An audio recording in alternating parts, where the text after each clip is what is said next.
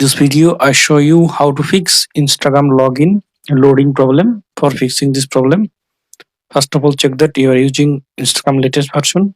For checking this, go to Play Store.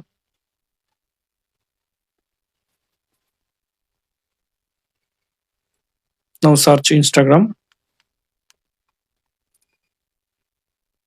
click on it. Now up to date Instagram app if available in update version.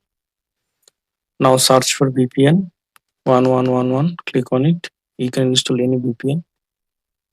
Install this. Now go to settings, then go to apps, then go to see all apps. Now click on search Instagram, click on force stop. Okay, now tap on storage and cache, clear storage, then delete. Now open install VPN app, click on it. Next, accept, install VPN profile, okay, allow notification. Now click on connect option, wait for connecting. Now open your Instagram app.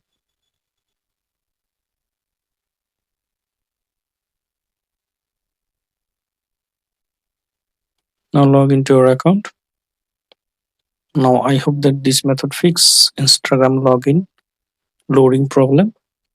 Thanks for watching. Don't forget to subscribe.